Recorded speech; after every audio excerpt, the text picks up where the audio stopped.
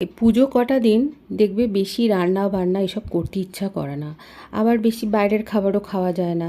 তাই আজকে এমন একটা রেসিপি বানালাম যেটা খুবই কম সময় লাগবে, আর একদম কষ্ট নেই বানানো, খুব সহজে হয়ে যাবে, ঝটপট হয়ে যাবে, অথচ খেতে হবে দুর্দান্ত। এখানে আমি 500 গ্রাম চিকেন নিয়েছি, আর নিয়েছি এভারেস্টের এই মশলাটা। এটা তোমরা স্ক্রিনশট নিয়ে রেখে দাও, এটা তোমরা দোকানে, যে কোনো দোকানেই পেয়ে যাবে। আর এর মধ্যে চিকেন বানাতে যা যা লাগে সব কিছু উপকরণ এর মধ্যে আছে, এমনকি নুনও আছে দেয়া। তাই এই মশলাটা যখন দিয়ে চিকেন বানাবে তখন অবশ্যই নুনটা অনেক খেয়াল করে দেবে, চেখে দেখে নিতে হবে যে নুনটা ঠিকঠাক আছে নাকি, তখনই নুন অ্যাড করা যেতে পারে। চিকেনের মশলাটা আমি সম্পূর্ণটাই দিয়ে দিলাম এই চিকেনের মধ্যে। হাত দিয়ে, পরিষ্কার হাত দিয়ে ভালো করে আমি দেখো মশলার সাথে চিকেনটা মাখিয়ে নিচ্ছি। আর চিকেনের গা দিয়ে একটু এমনিতেও জল বেরোয়, তো আলাদা করে জল দিতে লাগে না। আর তোমরা যদি চাও এখানে টক দই দিতে পারো, আর কাঁচা সর্ষে তেলও দিতে পারো। আমি কোনোটা দিইনি, আমি এইভাবেই ম্যারিনেট করে কিছুক্ষণ রেখে দিলাম।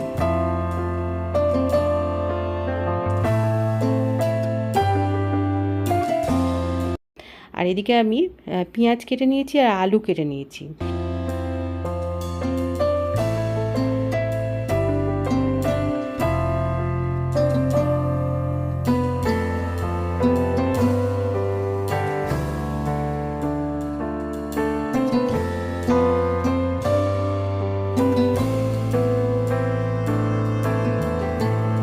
নুনটা দেখে দিয়েছি খুবই সামান্য, আর একটুখানি হলুদ দিলাম যাতে কালারটা সুন্দর হয় আলুর ভাজার সময়। আর এই যে মশলাটার মধ্যে সব কিছু দেওয়া আছে, মানে শুধু এই মশলাটা দিয়ে চিকেনটাকে ম্যারিনেট করে কিছুক্ষণ রাখার পর শুধু তেলের মধ্যে দিয়ে ভালো করে মানে কষিয়ে জল দিয়ে, অল্প একটু জল দিয়ে সেদ্ধ করে নিলেই চিকেন রান্না হয়ে যাবে।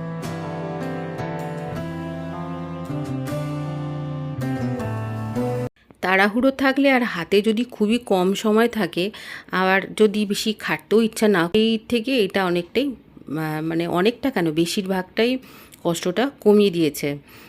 তো দেখো আমি তেল গরম হয়ে গেছে, এর মধ্যে কুচো কুচো করে রাখা পেঁয়াজ দিয়ে দিচ্ছি, আর একটা শুকনো লঙ্কাও দিয়েছিলাম।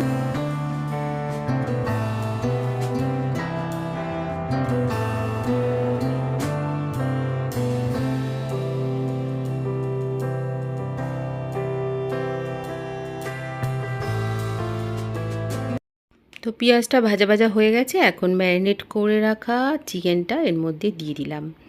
এবার কি একটু কষাতে হবে, আর অবশ্যই একটু জলের ছিটা দিয়ে দিয়ে কষাতে হবে। ঢাকা দিয়ে দিয়ে কষিয়ে নিয়ে আমি চিকেনটা তোমাদের দেখাচ্ছি। ফাইনাল লুকটা অবশ্যই তোমাদের ভিডিও শেষে দেখাবো।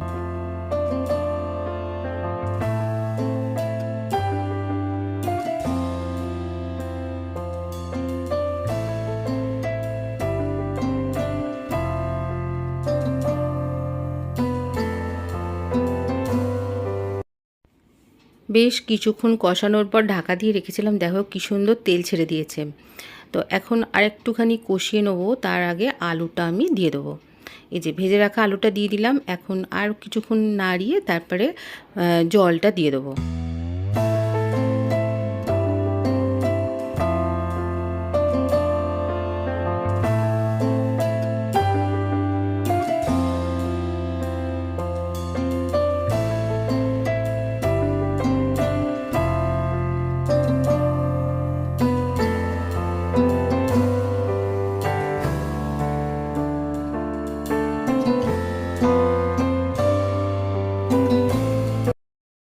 জল দেওয়ার পর ঢাকা দিয়ে এটাকে সেদ্ধ হতে দিতে হবে।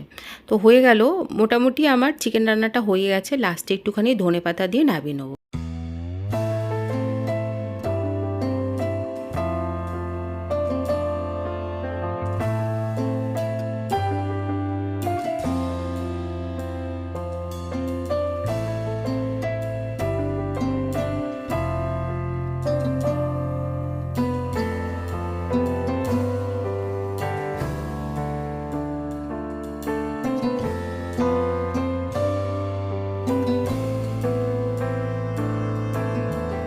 সত্যি বন্ধুরা অসাধারণ লাগে খেতে। মানে আমরা রোজ একই ধরনের চিকেন খেয়ে খেয়ে যখন বোর হয়ে যাই তখন এরকম ধরনের চিকেন খাওয়া যেতেই পারে। রুটি দিয়েও খুব ভালো লাগে খেতে। কেমন লাগলো আজকের এই ভিডিও আমাকে অবশ্যই তোমরা কমেন্ট করে জানাবে। আজকের মতন এইটুকুনি, খুব ভালো থেকো, সুস্থ থেকো, টাটা।